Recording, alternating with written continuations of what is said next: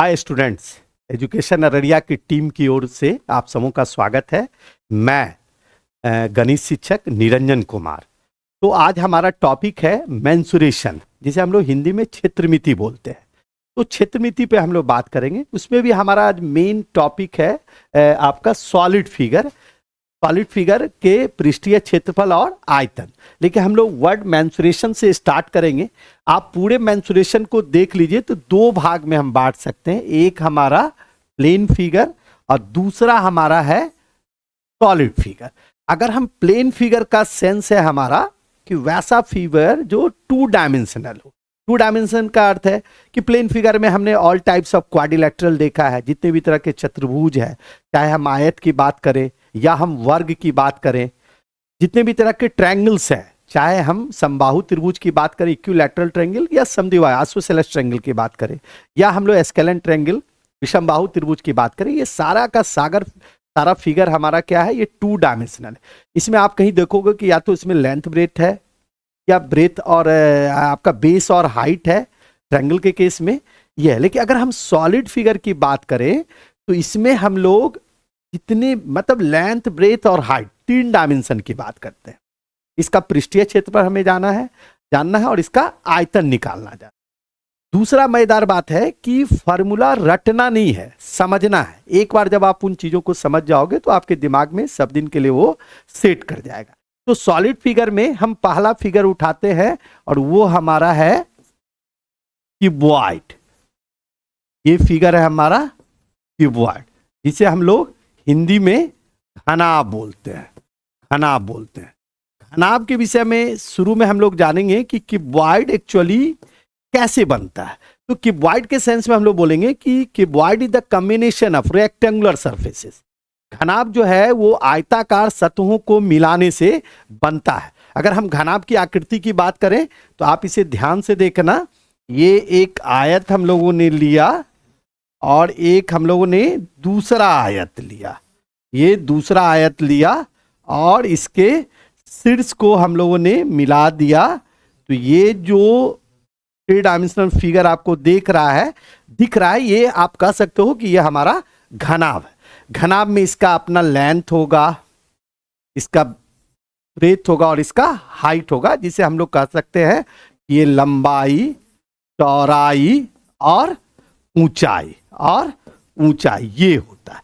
तो आइए सबसे पहले हम लोग घनाभ को समझने का एक हम लोग चलो एजुकेशन अररिया का एक बुक है जो हाल में हम लोगों ने प्रकाशित करवाया था एजुकेशन अररिया की टीम की ओर से। तो ये आप समझो, घनाभ में अगर हम कुल सतह की बात करें तो कुल 6 सतह होते हैं। कैसे? तो आप देखो, ये ऊपर का, नीचे का, ये सामने और ये पीछे, 4, 5 और 6। तो कुल अगर हम सतह की बात करें तो घनाभ में कुल 6 सतह होते हैं। जैसा कि ये एक मोटी किताब मेरे हाथ में है एजुकेशन अररिया का। तो इसमें आप देखेंगे कि ये पहला, दूसरा, तीसरा, चौथा, पांचवा और छठा, ये कुल 6 सरफेस होते हैं। अगर हम इसके शीर्ष की बात करें तो कुल 8 शीर्ष होते हैं घनाभ में। 1, 2, 3, 4, 5, 6, 7 और 8। अगर कुल किनारों की बात करें तो घनाभ में कुल 12 किनारे होते हैं। 1, 2, 3, 4 सामने से और 4 पीछे से, 8, 9, 10, 11 और 12। तो ये जैसे आप अपने क्लास के डस्टर को ले लें, एग्जैक्ट एग्जाम्पल है घनाभ का, है ना। तो अब आइए, घनाभ में सबसे पहला आता है उसका वक्र पृष्ठीय क्षेत्रफल या पार्श्व पृष्ठीय, वक्र या पार्श्व पृष्ठीय क्षेत्रफल। तो क्या होता है घनाभ का वक्र या पार्श्व पृष्ठीय क्षेत्रफल? अब ध्यान से देखना है। घनाभ का पहला अगर हम लोग लें तो इसे हम लोग कहते हैं वक्र या पार्श्व पृष्ठीय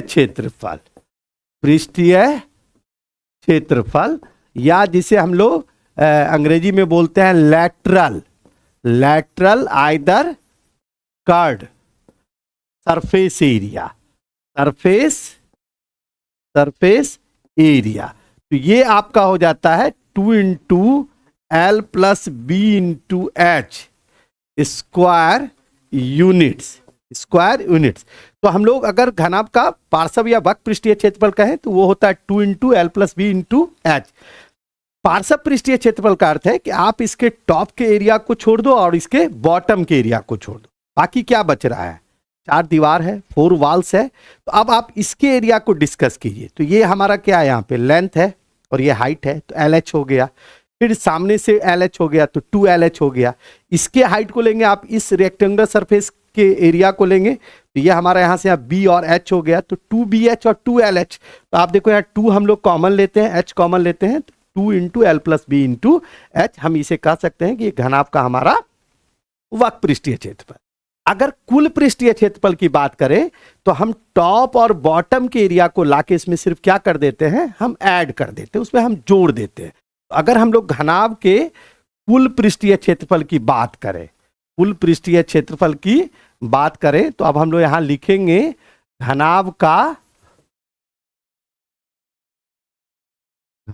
का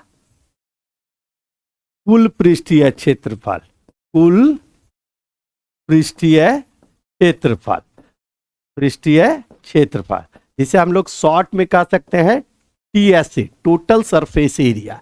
तो ये हो गया आपका 2 into L B plus BH plus HL, इतना स्क्वायर यूनिट्स। क्योंकि हमें पता है कि एरिया का जो यूनिट्स होता है वो वर्ग इकाई में होता है।